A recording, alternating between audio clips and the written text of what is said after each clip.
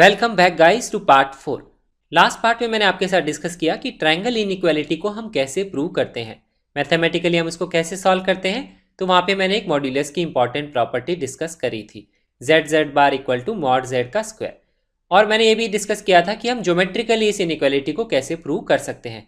बस मैंने ये डिस्कस नहीं किया था कि ये अगर इक्वल टू साइन यहाँ पे होता है इनइक्वालिटी में तो उसका मतलब क्या होता है। तो देखिए इस पे एक क्वेश्चन भी आया हुआ है AEEE 2005 में, और 1987 में IIT में भी क्वेश्चन आया था कि अगर ये राइट साइड की इनइक्वालिटी है और यहाँ पे इक्वल टू का साइन है तो उससे हम क्या रिजल्ट बोल सकते हैं आर्ग्यूमेंट्स के बारे में।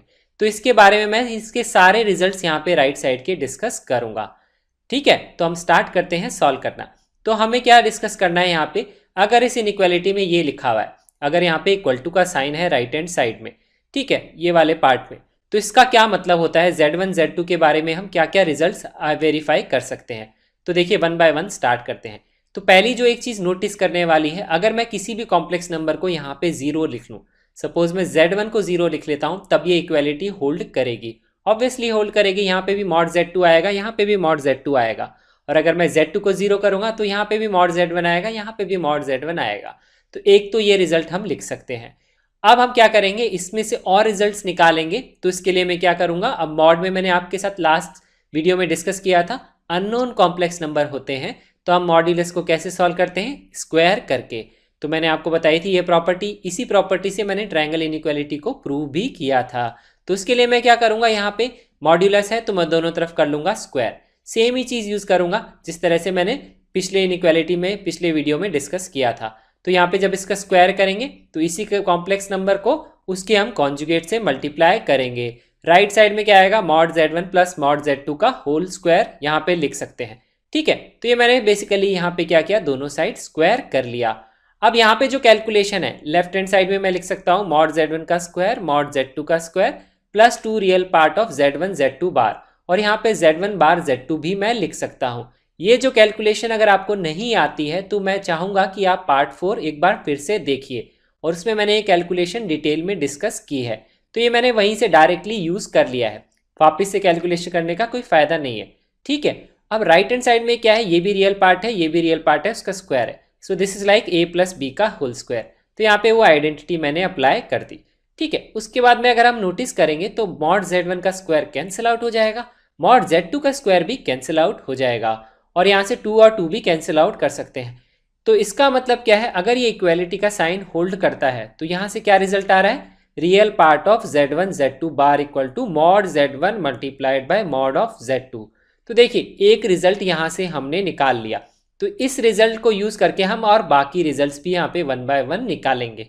ठीक है, तो इससे हम क्या लिख सकते हैं, नेक्स्ट यहाँ पे पॉइंट नोट डाउन कर सकते हैं कि real part of Z1 Z2 बार और Z1 bar Z2 is positive. मैंने आपको बताया Z1 Z2 का बार का रियल पार्ट या Z1 बार Z2 दोनों का सेम होता है, वो मैंने पार्ट 4 में डिस्कस किया।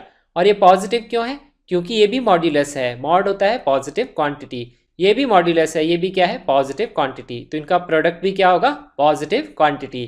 तो ये रिजल्ट हम यहाँ पे लिख सकते हैं।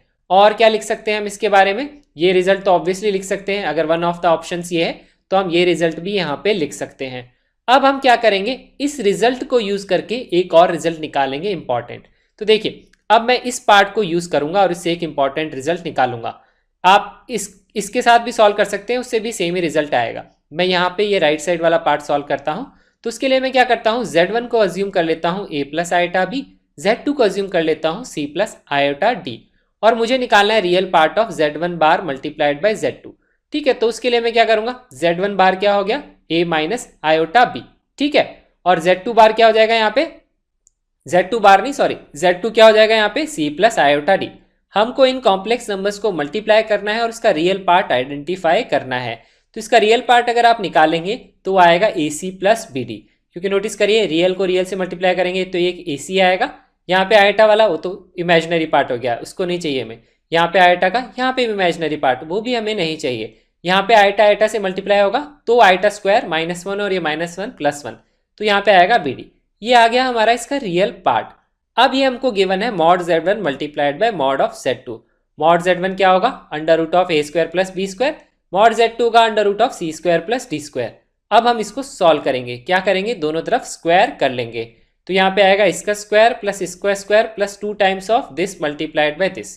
तो यही चीज़ मैंने यहाँ पे लिखी है। इसमें आप इन दोनों को मल्टीप्लाई करेंगे तो ये क्वांटिटी आपको मिलेगी। ये कैलकुलेशन आप आसानी से कर सकते हैं। ठीक है, अब हम यहाँ नोटिस करेंगे तो ए स्क्वायर सी स्क्वायर कैंसिल आउट हो जाएगा, बी स्क्वायर डी स्क्वायर भी दोनों तरफ से कैंसिल आउट हो जाएगा। और अगर हम ये 2abcd को राइट साइड में लेके जाएंगे तो ये बनेगा ये स्क्वायर प्लस ये square minus 2 times of abcd। तो यहाँ पे आपको मिलेगा ad माइनस bc का होल स्क्वायर इक्वल टू 0। तो बेसिकली क्या है, अगर रियल पार्ट इसके बराबर है इस कॉम्प्लेक्स नंबर का तो उससे हमारा रिजल्ट आया ad minus bc equal to 0। और इससे क्या इंफॉर्मेशन मिलती है कि अगर आप इन दोनों कॉम्प्लेक्स नंबर को मल्टीप्लाई करेंगे और उसका इमेजिनरी पार्ट यहाँ पे निकालेंगे तो वो ad माइनस bc के बराबर ही आएगा। वो आप कैलकुलेशन करके चेक कर सकते हैं। ठीक है, तो इससे हमें इंफॉर्मेशन मिल रही है कि अगर इस तरह से लिखा हुआ है real part of z1 bar multiplied by z2 equal to mod z1 multiplied by mod of z2, तो उससे हम लिख सकते हैं इमेजिनरी पार्ट इसका क्या होगा, इक्वल टू 0 होगा। तो ये हमने यहाँ पे इस तरह से प्रूव कर दिया। ठीक है, तो इस तरह से हम इसको एक और रिजल्ट यहाँ पे निकाल सकते हैं। तो होता क्या है, ऑब्जेक्टिव में जब क्वेश्चंस आते हैं तो मोर देन वन करेक्ट में इस तरह से बहुत सारे ऑप्शंस हो सकते हैं। ठीक है, अब मैं क्या करता हूं, इन दोनों रिजल्ट को यूज करके एक और इंपॉर्टेंट रिजल्ट यहां पे निकालता हूं। नेक्स्ट रिजल्ट क्या है, देखिए अब यहां पे लिखा हुआ है रियल पार्ट इस कॉम्प्लेक्स नंबर का क्या है, एक पॉजिटिव क्वांटिटी है और इमेजिनरी पार्ट क्या है, 0 है। तो हम ये बोल सकते हैं कि ये जो कॉम्प्लेक्स नंबर है z1 bar multiplied by z2 ये क्या है, एक रियल पॉजिटिव नंबर है। तो इसी को मैं डिस्कस करता हूं। तो हमें पता है कि ये रियल पॉजिटिव नंबर है। ठीक है, इसका मतलब ये रियल एक्सिस पे लाई करता है। अब इसके लिए क्या करता हूं, मैं यहाँ पे z1 से मल्टीप्लाई और डिवाइड कर लेता हूं।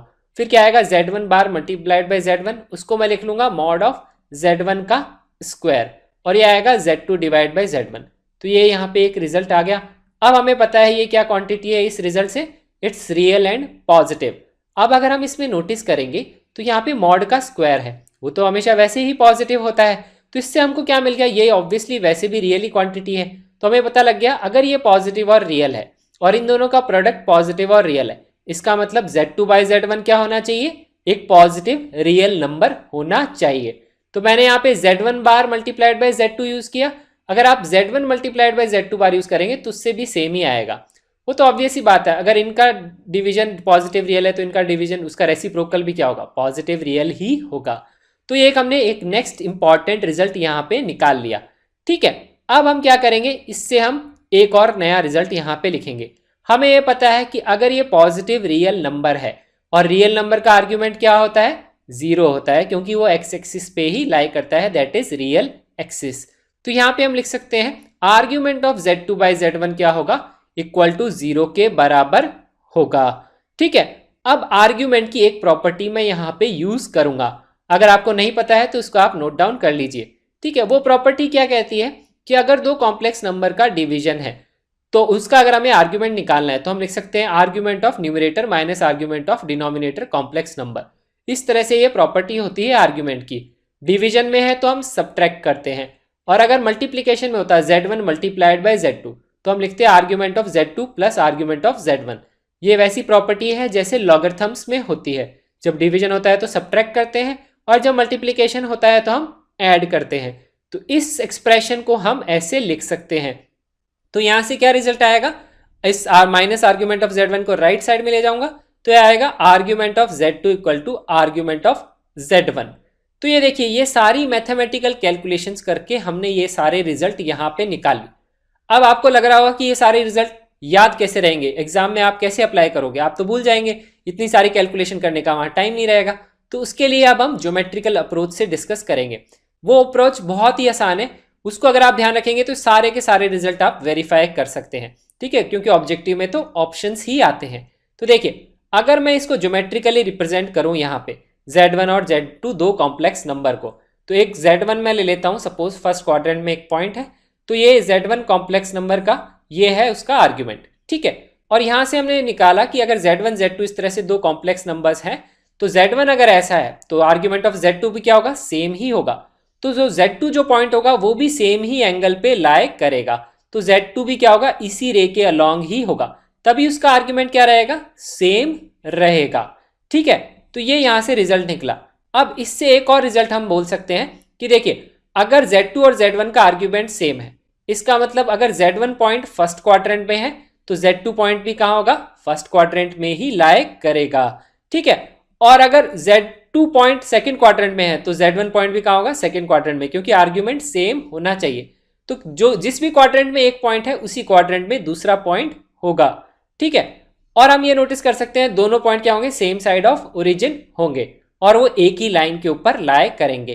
तो इससे हम एक रिजल्ट है जो इंपॉर्टेंट रिजल्ट, वो हम यह बोल सकते हैं कि ये जो तीनों पॉइंट्स हैं origin Z1 and Z2 they are collinear and Z1 Z2 lie on the same side of the origin.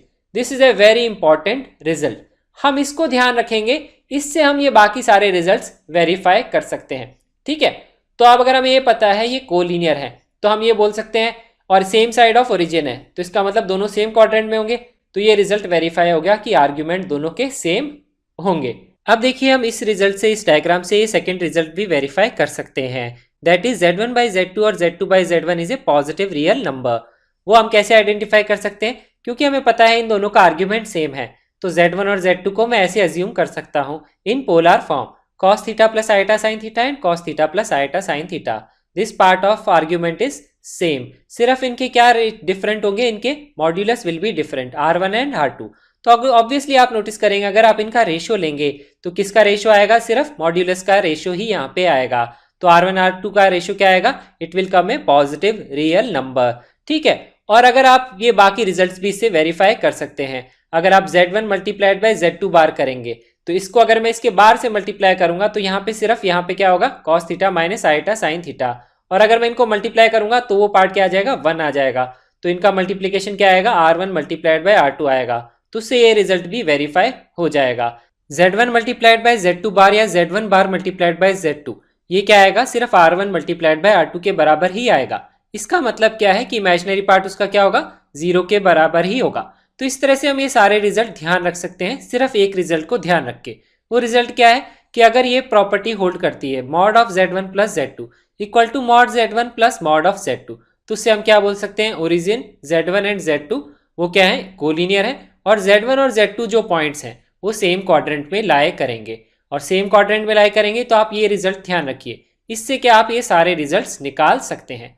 अब मैं आपके साथ डिस्कस करता हूं कि ज्योमेट्रिकली हम ये सारे रिजल्ट्स कैसे निकाल सकते हैं 1 मिनट में, ठीक है। उसमें हमको इतनी कैलकुलेशन करने की जरूरत नहीं पड़ेगी जो कैलकुलेशन हमने पहले की थी। उसके लिए मैं यहाँ पे vector property of complex number use करूंगा, जो मैंने आपके साथ लास्ट पार्ट में डिस्कस की थी, पार्ट 4 में डिटेल में। तो देखिए उसमें मैंने कौन सा डायग्राम डिस्कस किया था, पैरेललोग्राम लॉ वाला डायग्राम डिस्कस किया था जो वेक्टर्स में भी होता है, ठीक है। तो उसमें मैंने आपको बताया था कॉम्प्लेक्स नंबर्स को हम एज ए वेक्टर ट्रीट कर सकते हैं अगर आप एडिशन या सब्ट्रैक्शन कर रहे हैं तो इसी डायग्राम से हम इस चीज को प्रूव कर सकते हैं। तो देखिए अगर आप नोटिस करेंगे कि यहाँ पे लिखा हुआ है mod of Z1 plus Z2 equal to mod Z1 plus mod of Z2, इसका मतलब क्या है, ये जो लेंथ है ये किसके बराबर है, इस लेंथ और इस लेंथ के सम के बराबर है। तो इसका मतलब क्या है, अगर मैं इस ट्राइंगल को यहाँ पे कंसिडर करूं तो इस पॉइंट को अगर मैं यहाँ से उठा के यहाँ पे ले जाऊं तो मैं ये बोल सकता हूं कि ये लेंथ क्या हो जाएगी, मॉड Z1 ही हो जाएगी, क्योंकि मैं इसी चीज को यहाँ लेके आया, और ये लेंथ क्या हो जाएगी, मॉड Z2 हो जाएगी। उस केस में क्या होगा, mod of Z1 plus mod of Z2 क्या होगा, mod of Z1 plus Z2 के बराबर होगा। तो यहां से हमें ये दिख रहा है कि ये जो वेक्टर Z1 है और ये जो वेक्टर Z2 है, वेक्टर Z1 कैसे, Z1 में से सब्ट्रैक्ट किया ओरिजिन, और वेक्टर Z2 कैसे, Z1 प्लस Z2 में से सब्ट्रैक्ट किया Z1, ये दोनों क्या है, अलोंग द सेम लाइन ही लाई करते हैं। तो जो चीज हमने पहले निकाली कि आर्ग्यूमेंट ऑफ Z1 और आर्ग्यूमेंट ऑफ Z2 सेम होगा, तो यहाँ पे हम क्या बोल रहे हैं, Z1 की डायरेक्शन वेक्टर की और Z2 की डायरेक्शन क्या है, सेम ही होगी। अब ये है वेक्टर्स, वेक्टर्स को हम मूव कर सकते हैं, फर्क नहीं पड़ता उसका स्टार्टिंग पॉइंट क्या है और एंड पॉइंट क्या है। तो मैं ये जो वेक्टर था Z2 वेक्टर, इसको मैं यहां से मूव करके क्या करूंगा, इस पॉइंट को मैं यहां ले आता हूं ओरिजिन पे, ठीक है। तो बेसिकली मैंने क्या किया, ये जो ऊपर का Z2 वेक्टर था उसको मैंने यहाँ पे प्लेस कर दिया। अभी भी ये Z2 वेक्टर ही है, उसकी डायरेक्शन सेम है, अब लेकिन ये डिफरेंस क्या है, Z2 पॉइंट और ओरिजिन का डिफरेंस है। तो अगर आप नोटिस करेंगे तो ये सेम ही डायग्राम बन गया जो मैंने पहले बनाया था। वो क्या था, 0 Z1 and Z2 they lie on the same line, और वो तीनों पॉइंट्स क्या हैं, कोलिनियर हैं, ठीक है। तो उनका आर्ग्यूमेंट सेम होगा। तो उस तरह से आप सारे रिजल्ट वो निकाल सकते हैं जो मैंने पहले यहाँ पे निकाले थे। दोनों का आर्ग्यूमेंट सेम होगा और दोनों कॉम्प्लेक्स नंबर्स को हम ऐसे लिख सकते हैं। दोनों कहाँ लाई करेंगे, they will lie in the same quadrant. तो देखिए, इस तरह से अगर हम ये पैरेललोग्राम लॉ ध्यान रखते हैं तो उससे हम ये इनइक्वालिटीज को भी हमने बहुत फटाफट प्रूव किया था और इसको भी हम आसानी से प्रूव कर सकते हैं। नेक्स्ट वीडियो में हम यही डिस्कशन कंटिन्यू रखेंगे। वहां पे मैं डिस्कस करूंगा कि लेफ्ट हैंड साइड में अगर ये इक्वलिटी का पार्ट होता है तो हम उससे क्या क्या रिजल्ट्स निकाल सकते हैं। तो उसमें भी दोनों कैलकुलेशन का पार्ट और ज्योमेट्रिकल पार्ट में आपके साथ डिस्कस करूंगा और एक इंपॉर्टेंट क्वेश्चन मैं वहां पे डिस्कस करूंगा। Thank you so much for watching this video. Do like it and share it with your friends. ये वीडियो आप अपनी फेसबुक वाल पे भी शेयर कर सकते हैं ताकि आपके फ्रेंड्स भी ये कॉन्सेप्ट सीख सकें। अगर आपको इस कॉन्सेप्ट में अभी भी कोई डाउट है तो आप कमेंट्स में नीचे लिख सकते हैं। I will get back to you as soon as possible. Also do not forget to subscribe to our channel to get updates on the new videos and have a nice day.